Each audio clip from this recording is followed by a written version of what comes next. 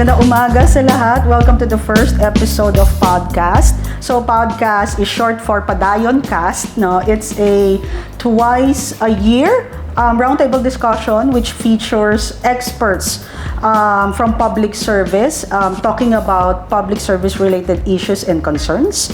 And today, I'm very happy. This is the first time that we're putting together all directors, well, except po kay Sir Nelson. So, shout out sa inyo, Sir Nelson. But it's the first time that we're putting together all directors of Padayon for the first episode. So, this is a very special episode. And for those of you who don't know, Padayon is an office under the Office of the Vice President for Public Affairs. And this office is the one in charge of monitoring, reporting, disseminating public service-related information. It's also in charge of organizing events that's related to public service. And in short, it's an office that tries to create an enabling environment for public service to thrive in the university. So I am the moderator for today. I am Cherish Aileen Brillon, or you can also call me Iris. And with us today, like what I've said earlier, are the three former directors of Padayon. I'd like to introduce them to you one by one. We have, of course, Dr. Ferdinand Llanes, who was Padayon director from 2012 to 2013. Tama po ba, sir? Tama. Magandang umaga, sir. Thank you for joining us today. Pati sa ating mga tagapakinig. Okay po. The next is, of course, Dr. Maria Crisanta Flores, or as what we call her, Ma'am Marot, who was the Padayon Director from 2017 to 2018. Tama, Ma'am. Magandang umaga po. Yes, magandang umaga kay Iris at magandang umaga sa inyong lahat. Ayan. At syempre, ang pinanggalingan ko, sinundan ko po na Padayon Director, Dr. Jeanette Yasol-Naval, who was the Padayon Director for quite a while, no, Ma'am, from 2018 to 2022. Tama yes, po? 4 years. 4 years. Oh, wow. Yeah, magandang araw sa ating lahat. Welcome to a celebration of public service. Yes. Ang hindi po natin kasama today is Sir Nelson Kainghog, who was the Padayon Director after Sir Ferdy. Yes, Tama po. that's right. No? And I think he served as Padayon Director for 2 years. For 2 years. Okay, sige po. Welcome po to podcast. Maraming salamat po na sa inyong tanggap na aming imbitasyon kahit na alam ko pong kayong lahat ay busy. So, yung episode po na ito, I'd like to describe it as an episode which pays honor to the Padayon directors, to those who came before us. I always tell the Padayon staff that we're walking on the shoulders of giants, no, of the people who came before us, and I think it's important that for the office to know where it's going, it's important to also document and know its past. So our discussion today will center on Padayon's role as an office, as a public service office, no. So ang una ko pong tanong ay, nung kayo po ay mga direktor ng Padayon, gaano po dali or kahirap ang maging Padayon director and trying to strike a balance between being a system office and then collaborating po with UP constituent universities for your projects? Okay. Yung pagsisimula, syempre yun ang pinakamahirap. Yes. Kasi kasama doon, saan tayo uupo? Tama. In fact, it took us time to try to find an office. Yeah. At hihingin mo doon sa mga existing offices if they have extra space. Nagkataon yung CIBS, sa sales. yung right side dyan, from here, no? Empty yan Hindi ko alam kung anong ginamit na ngayon yan, no? Yung side na yan. So doon kami unang nag-office. So tapos tatatlo lang yata yung staff. Yeah. Tapos medyo eerie dun sa loob kasi ang Dungeon. lawak-lawak nun. Dungeon. Walang tao, wala kaming gamit. No? Tapos unti-unting hinihingi yung mga computers. No? And then I had to negotiate with Vice President for Administration, si Fron Amante. At that time, no? Oo. Kinukulit ko yan. Sabi ko, kunin mo itong item ito, akin to. Bigyan mo sa akin to, kailangan ko to. AO, ganyan. So that's quite difficult kasi you have to start with ano ba magiging trabaho nito na hindi mo pa alam kung ano yung trabaho. I had just this idea with discuss with Popoy and Paep, no? More with Popoy, no? And then syempre kakapain mo ano yung mga gagawin. So it was yun ang medyo mahirap, organizing and getting people, no? Tsaka yung facilities. Computers, etc. Lalo na, hindi mo pa alam kung ano yung gagawin, so ano yung gagamitin mo. So that's kind of difficult. No? Pero yung usapin ng pag-connect sa mga CUs, alagay ko hindi masyadong mahirap yun. Kasi nakaset na sa mind mo na you are a system office and you have to deal with the CUs. Yes. Ang kagandahan nito, masasabi mong blessing yun dahil disaster, no? We started with the disaster. Okay. So it was natural na you have to connect with the CUs, no? And it was also a blessing, and it was good that these offices were already engaged into that kind of work. The only thing that we had to do was to gather them and to provide a direction in response to that disaster sa Iligan. Ito yung Iligan. Sa Iligan. Mabuti nga na-record namin ito. Sana mabuhay ulit itong Meron tayong digital copy niyan, Yes, sir. yes, I think yeah. also during the time na nagka-website, they made sure na meron po niyan sa digital copy. Maganda yung online din na mukhang tinuloy nyo sa online. Pero maganda rin may limited copies ito para ako naghahanap pa rin hard copy. Actually, nandito na and we started with a disaster. And then the other thing na kailangang ayusin namin was yung relationship with Pahinungod. Yeah. At the time, yung pahinungod pa. Pero yung Pahinungod, ano na yun, decentralized. Yeah. And in fact, that was the kind of dilemma that sabi ni Popoy, paano ba yun, Ferdy? Bubuhayin ba natin yung Pahinungod? Sabi ko sa kanya, wag na muna kasi ka-decentralized lang baka marami ditong magtampo o magalit sa atin. Let's just put another office, pero broader. Kasi Pahinungod is really purely voluntary. Volunteer. Administrative So sabi ko, dadagdag natin dito is pati hindi volunteer. That's true. Kahit yan na extension credit, tapos kahit yan paid, no problem. Kasi some of our colleagues, if not many, would like to get some compensation. Diba? And there's nothing wrong with that. We are not asking naman for a private level na professional fee. Hindi siya profit-oriented. Diba? Hindi profit-oriented. It's based on standards ng government, like honorario, may limits. Yes. You cannot just, para di ba? Ang sabi ko, i-broaden natin. Tapos, pwedeng magko-connect pa rin tayo sa Pahinungod. Yung talagang gusto lamang And, ang maganda rin dun sa simulang yon, may eureka diba? Finding out na, hey, We can dami pa na natin, we can work. Yes. Yung daming, of course, the expertise, no? So, ang focus natin, ano ba meron UP expertise? Yes. And many times, it's not coordinated. And you can just imagine, if you bring them together, yung impact na makikreate mo. Iba yung boses ng UP President na. Diba? Parang may pagka-congressman na rin yun, senator yan na.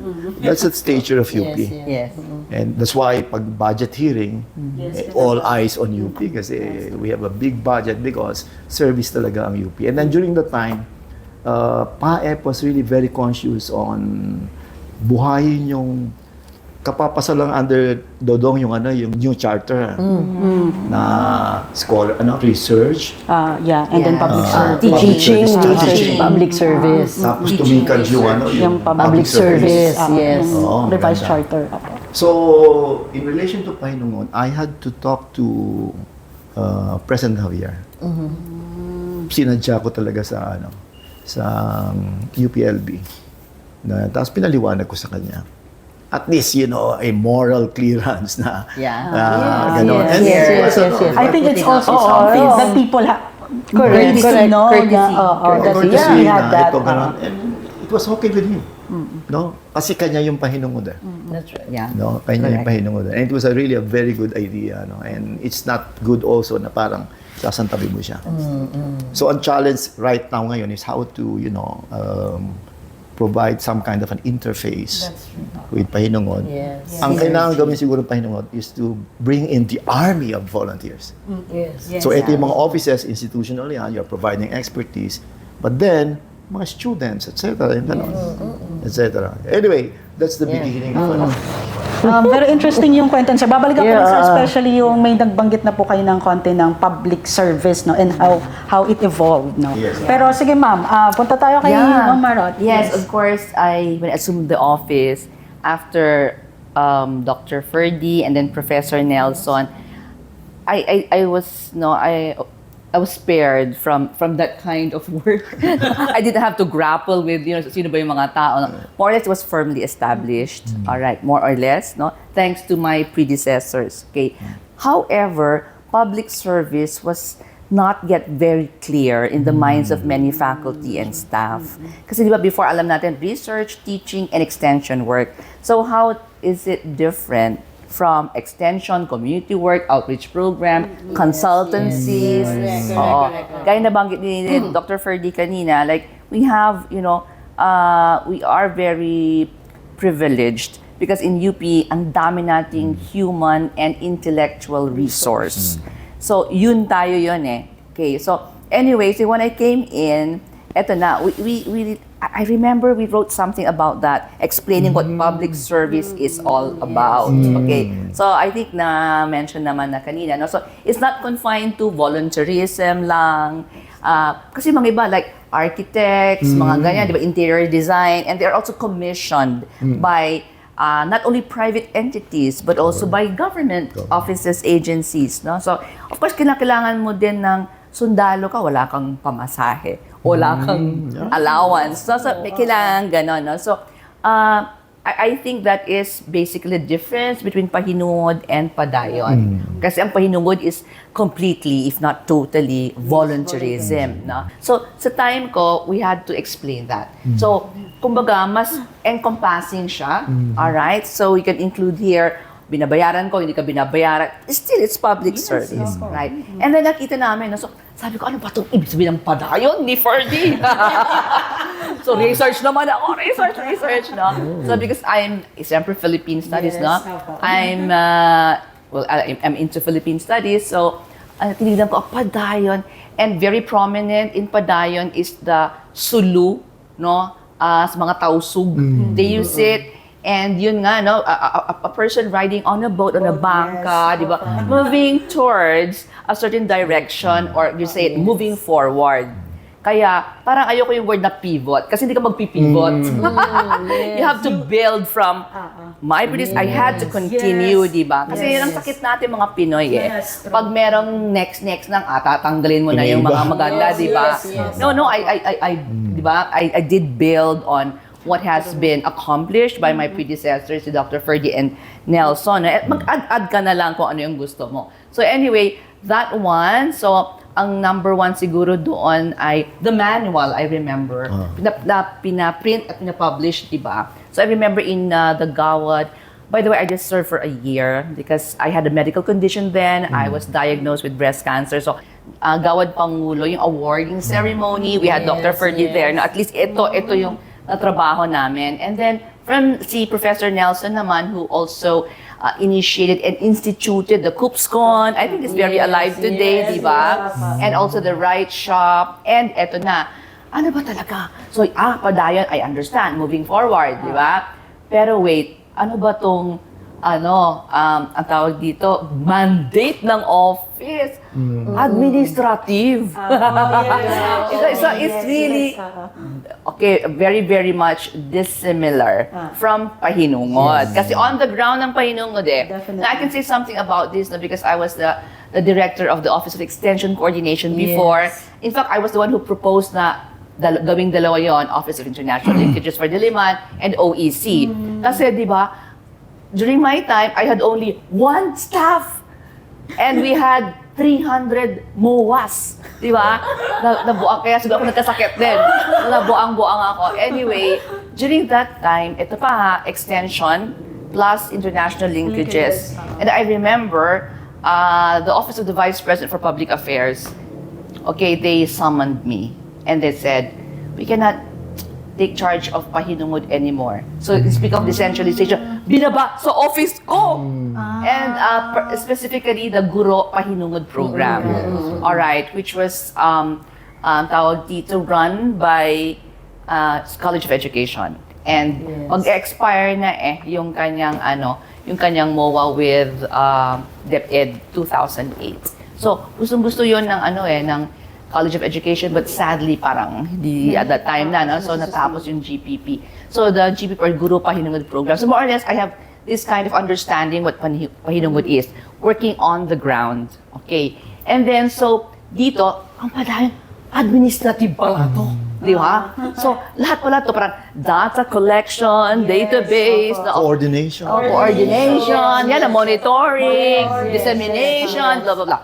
And so, ito na yung panahon, no? 2017, more or less, digitization. Yeah. You have to digitize everything. And during that time, meron na yung SAIS, which now, UIS ata, no? But anyway, during that time, we visited, alright, hindi pa uso ang Zoom nun Kaya maganda, physical. You go to different CUs, di ba? Siyempre, may pasyal na rin doon. Ano, joke? No, you get to meet all this, di ba? Kanya, peculiarity kasi ang bawat CU. Correct. So we were there, and we were teaching, instructing, assisting how to use the SAIS so they could submit their public service, mga works nila, di ba? Para andun lang masystematize. So sabi ko, okay, ganito pala to, sisystematize natin, aayusin natin. So, hanggang doon lang ang pwedeng gawin Kasi yun ang mandate di ba? So I remember during my time, Marot, sinamon ako ng OP, kay Office of the President, at mga disaster. Bibigay namin sa inyo mga ambulansya, mga ganyan, mga fire truck. Oh my gosh, no! Donation, no? Ang ginis na dyan, no? So, of course, very attractive because we're going to have like 4 fire trucks, 3 ambulances, and name it, di ba? Sino presidente na si... During my time, it was President Danilo Concepcion. Si Danilo.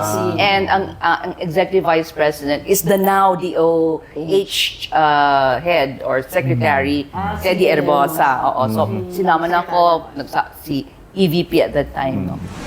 Buti lang yung mga staff ko, wag niyo kunin Kasi syempre, di ba, ang laki nun. Responsibility mo yun. Syempre, nakakargo sa akin yan, di ba? Kung makasingit ako. Yeah. In fact, I was conscious of it. Kasi wala ka namang yung CU. Tapos, you can just imagine na hihilahin ka.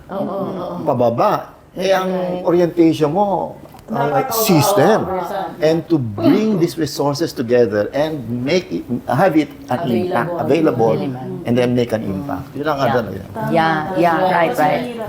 I think the intention was good. Magandang intention kasi andyan na yan, di ba? Pero teka. Kasi, ambulansya, teka, wala ata yung sa mandate ng Padayon. So, talagang, we have to work within our mandate. Hindi ka pwede mag-go and beyond that, kasi kawawa. So, anyway, that's it. And then, of course, sabi ko nga, I have to build on it. The KUPSCON went stronger. The Right Shop also, so we were able to, I wrote to, CCP President at that time to use yung makiling na tawag niyan. Ganda yun arts, it's a beautiful, on top of the parang National Arts Center. And then yun nga, so we were there, and then, syempre, Right Shop, quiet and all. So, ang ganda-ganda nangyari, no? But, yung sa pahinungod, no? Eto yan, kaya nabuhay ang pahinungod. So, ganito yan. So, remember, nandun din at atin si Dr. Ferdinand So, that was a December, the Gawad Pangulo Awarding Ceremony. And then, yun nga, pahinungod, etc. Tapos sabi ko, teka, but before that, may mga nakausap na ako, si Dr. Grace Dalisay, sina Ma'am Tere, De Villa, di ba mga ganyan, Doc Oski Ferrer, shout out sa inyo. So, and then I just, parang it came to my mind, andun si Dr. Ferdy for the manual and all, parang, makamagandang imbitahin din sila. Di ba? Kasi may synergy na before na nawala din, di ba? Kasi, I don't know if it was unfortunate ba na nawala din yung pahinungod. So, parang do not be confused. If pahinong is more, di ba, oblation yan offering yourself, mas on the ground ka, volunteerism. Padayon is moving forward, so what do we do with all these, di ba? Ganyan. Putting them together so that may synergy. So I invited them, sort of a reunion. So, kaya ang ganda-ganda. And then, nung nagsalita na si EVP, Ted Herbosa, during that time, pahinugod pala siya sa Manila.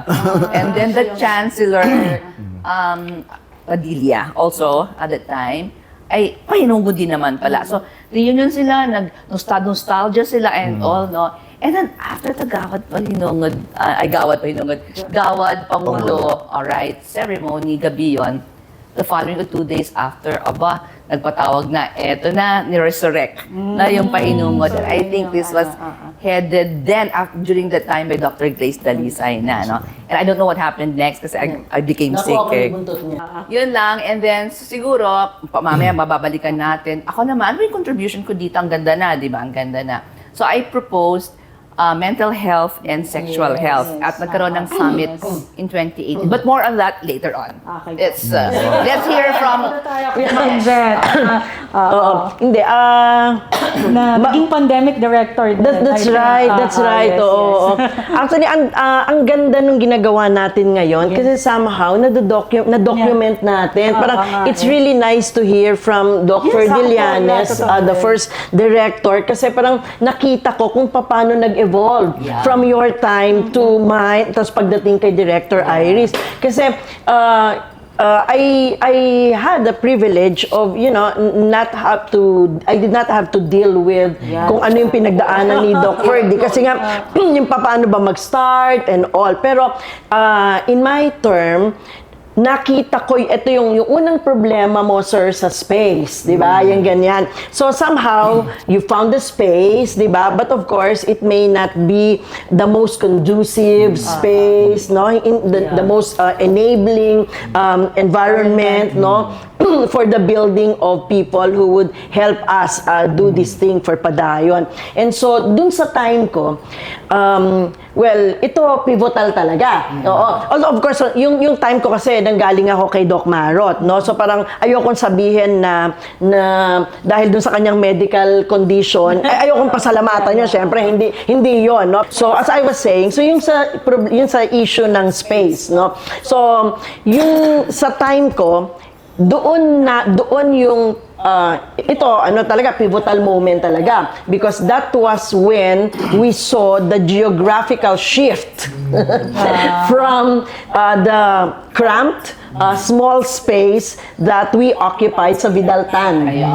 Doon ka pa galing, Dr. Marot. So yung sa, from Vidaltan, 2019, nag-transfer tayo dito. So we were given a better space, mas conducive doon sa yung mga gusto nating i-create, no, na programa for public service. So there was really a geographical shift. Literal yun dun sa space. And I guess hindi naman siya ganun kalaki din, no? Pero at least that space provided us with yung a better atmosphere, naging conducive, no? And so ang daming nagawa, no? Ang daming mga sumunod na programa na nagawa. So yun yung magandang isang part, no, doon sa evolution in terms of, the space. So ngayon may permanent house na. May permanent house na si Padayon. So yun, so that's with the space. Now doon sa pag-evolve doon sa mga mandates and program naman, no? So nagsimula kay Sir Ferdy na parang they had to define bagamat alam natin that UP has been engaging in public service since time immemorial. It's just that ang ginagawa parang kanya-kanya tayo So parang there is a need for an office that will bring all of us together, di ba? Yung ganun, so that UP can say this where we stand in the delivery of public service. Di ba? Yung ganun So yun yung mahalaga doon sa pagkatatag din talaga, no, nung Padayon. So nagsimula doon sa yung identification ng mandates, etc. Tapos of course pagdating kay Prof. Nelson, kay Doc Marot, so unti-unti nakita din natin yung redefining, no, nung mandates na ito. So kumbaga as they come, so yung maybe in relation also with, existing offices like pahinungod nga. So during the time of Sir Ferdy, parang it's there. Tapos tayo ngayon yung nag-assert na, so where will we stand, no? Not versus, where will we stand vis-a-vis the other existing unit or offices. Okay, tapos pagdating kila Sir Nelson, pagdating kila Doc Marot, nagkaroon din ng konting paggalaw, no? Kasi pagdating kay Doc Marot, parang medyo hindi hindi na active nung time na yon kay Sir Ferdy. Tapos dito, medyo binubuhay ng yung revitalization, no? Hindi naman nawala na decentralized lang, no? Although sa ibang mga units, medyo nawala din talaga. Pero nung panahon ni Doc Marot, parang lumalabas na unti-unti, nare-revitalize sila. And it was during my term na finally talagang na-revitalize by, I guess it's an administrative order, no? Na-revitalize yung Padayon. So, dati, andyan si Pahinungod. Dati, nandyan si Pahinungod, dumating si Padayon, and we had to define our existence vis-a-vis Pahinungod na yung parang so that the two can have a mutual, yung coexistence, yung ganun. Pagdating sa akin naman, ang nangyari, Padayon yung established, yung andyan siya, siya yung buhay, tapos si Pahinungod naman ngayon yung nire-revitalize. So, it's a different scenario this time. This time, it's Pahinungod now trying to parang redefine naman its existence vis-a-vis the Padayon office. Yung concurrent na existence ng Padayon. So I had to have a meeting with the heads of Pahinungod at that time para lang mag-realign kami. So nasaan ba si Pahinungod? And palagay ko hindi ko na kailangan banggitin, no? Yung ganon na yung paano ba nagko-coexist yung dalawa. And I guess pagdating sa iyo, Director Iris, mas nakita na yung dynamics nung dalawa. Pero makita nyo, no, yung mula dun sa sino yung kailangan na i-assert yung kanya dun sa papunta dun sa present time. So parang may ganon, no, may naging ganon na scenario. Pero so ganon. So in other words, when it comes to yung mandates ng mga offices, nakita natin na slowly nag-evolve din talaga. So yung sinasabi nga ni Doc Marot na nung tiningnan niya, administrative, no? We're not on the ground, yung function ni Padayon. Nung tiningnan ko din, now that we have, yung sa website, tapos tiningnan mo, ano ba yung mga offices under the office of the President? So ito yung mga VP offices, under the VP offices. We also have there the sub-offices like in the VPPA, OAR, MPRO, then you have the Padayon. Nung tinitingnan ko kung nasaan yung mga offices, so may parang may list doon ng mga offices, nasa program si Padayon. So, nasa program. So, ibig sabihin... Salamat naman, ano? Diba, sir? Paki-check nga kung tama. But I think, ano yun? It's in the program. Which means, nag-evolve na yung function niya. So, now we're recognized to, and we're expected to craft some programs, di ba? On public, without necessarily going really on the ground. Kasi, yun nga yung, I think yun din yung isang transition, kasi dun sa aking mga predecessors, mukhang pinagdaanan ninyo yung talagang, yung kailangan ninyo na, parang directly do public service by going to communities. May ganun ba? Sa akin, mental health na. Mas iba na yung akin. Yung sa akin, more of yung... Establishing the office. Establishing the office, and then... ang sinabi ko lang doon sa disaster is we started from that. Yes. It's not that parang gusto namin suungin yung work ng mga CUs. Mobilizing resources. Okay. And then, what do you need? Yun ang need nila. What do you need? So, ganun. So, lumalabas from the start, yun naman talaga pala. No, yung ginagawa, yung mag-facilitate, mag-coordinate ng kung paano makakapag-deploy tayo ng ating mga experts. When disaster strikes, Hindi lang coordinate, to lead. To lead. The UP President's Office should lead this public service. That's right. So, kaya lang talaga. community. Di ba? Parang it's really a program that we need to design. So every time may kakaharapin tayo na nangangailangan ng public service, so dapat may programa tayo na tutugon dito without necessarily, going there. I mean, to the communities na tayo yung mismo yung pupunta, yung ganon. So I guess yung sa time ko, yung pag-evolve at The longest, ha? Yung identification. Yeah, on record, Hindi mo na nga alam, sasabihin mo ngayon, sa sobrang tagal mo dyan. Kasi kami 1 year, ang dami namin. 1 year. Totoo lang yung ganon. Pero On record. yung nakita ko na na yung pag-identify talaga ng nung mandate, parang mas yung emphasis at least yung during my term, parang talaga nandun sa idea ng, kasi andyan na, I mean, thanks to my predecessors, yung talagang more on the work of paano ba imo-monitor, mag-coordinate, yung ganyan, no? Put together, tapos talaga, yung paano mo ipapublicize. So, napunta na kami sa ganon. And, ito na yung main event. Alam pa tayo sa main event nun. Yung main event is, sabi nga ni Director, siguro yung bakit ang tagal ko din sa Padayon? Well, of course, the people in Padayon are just so great, no? So, to work with. Ito na yung exciting part. It's really because of pandemic. It's because of the pandemic. And yung pandemic na ito talaga yung nag-build doon sa, I would like to say, nag-build doon sa stronger hold talaga nung office pagdating sa programa ng public service. Kasi Mahalaga para sa atin talaga mga disaster, no? When you think about it, diba? Totoo yun. Diba? But the thriving office a disaster. Correct. We thrive. Correct. We thrive. Totoo yun. We thrive in crisis. Talagang, pero aminin natin lahat, diba? Parang tayo, every time may bagyo na, every time may lindol, or ayan, yung puputok yung taal, diba? Parang medyo nanginginig-ginig na naman tayo.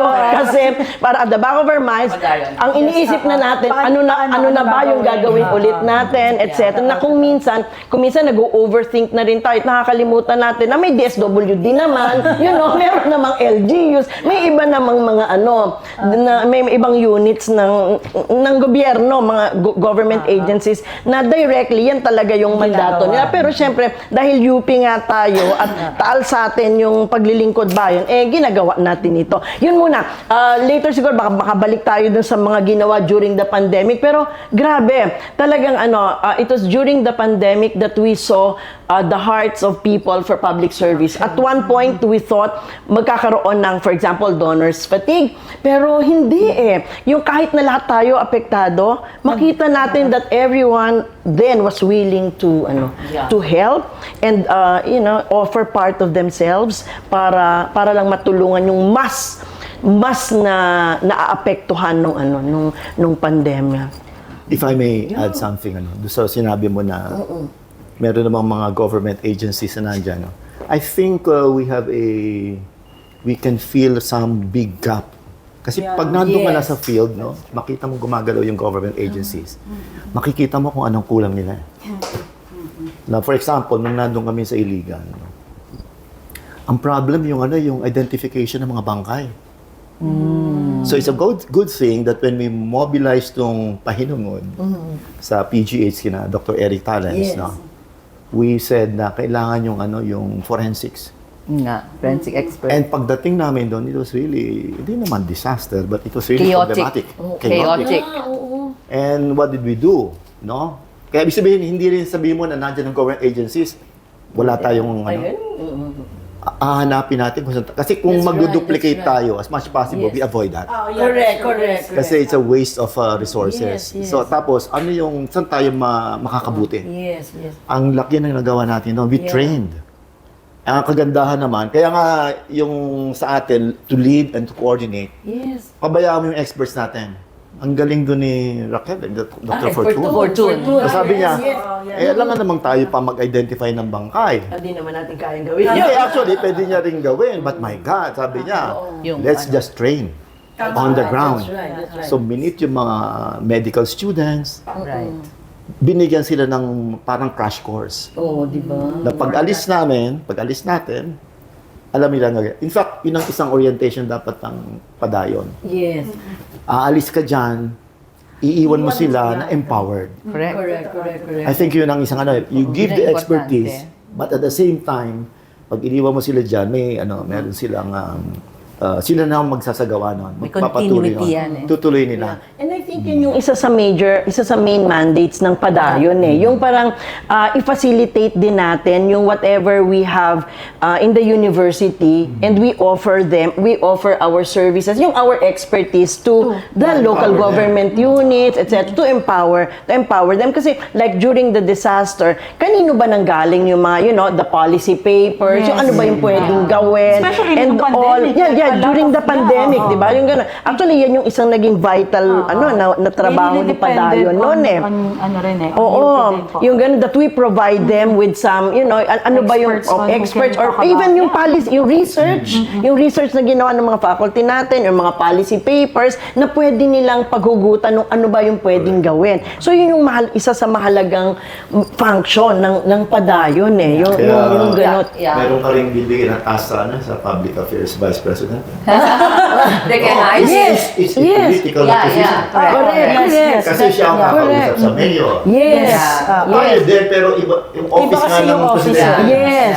I think that's the reason why yung talagang idea ng how do we call lab as an office is Yeah. really what Padayon is all about. Let us also add siguro din dito yung UP Resilience Institute, di ba? Kasi marami na si Dr. Mahar. Alright, and then we have the Panigunugan kasi. Meron tayo kailangan yon. I think because UP is already expected as the leading institution when it comes to public service. At pag sinabi mong UP, ay public service, UP yan, di ba? Leader O sino? VPPA. So the Vice President for Public Affairs, no? Basically, it's not only the spokesperson but also the leader. Di ba? It's the face. Public affairs. Yeah, he's the Public concrete face of public service of UP. So yun talaga. Kaya yung nakagandahan ni Popoy, na nakaka-mingle siya. Congress, yun. I think yun talaga Kaya dapat yung mga VP importante for na- Public Affairs, hindi siya so ganito ang... Administrative lang. Oo, kaya ang tingin sa kanya, kalaban to, di ba? Talagang Ano siya, very inclusive, unified, Yes. connecting network. Correct. no? Correct. Kasi Very doon din diverse. nakasalala yung buhay ng paggalaw ng And I think that's also the reason why Padayon was placed under OVPPA. yes. Ako naggawa nun. Di ba? Thank you, sir. Kasi Sir sa Ferdinand. akin, Di ba, sir? Di ba, sir? Ano talaga Public Kumbaga part siya talaga. Kasi kuminsan pag public affairs, parang media related lang palagi, no? Hindi yun correction dapat. Not you May narinig akong gano'n Correct. Of course, i-assert namin na tayo yung nag-assert na hindi, vital part ng ng public affairs, ang public service. And I think wala namang kumu-question talaga, pero kailangang i-recognize. Kailangan i-recognize talaga na malaking bahagi ng public affairs ang Padayon, kasi si Padayon is the public service arm of the VPPA, di ba? Tayo yun Arm of the president. Yeah, of course, under the president.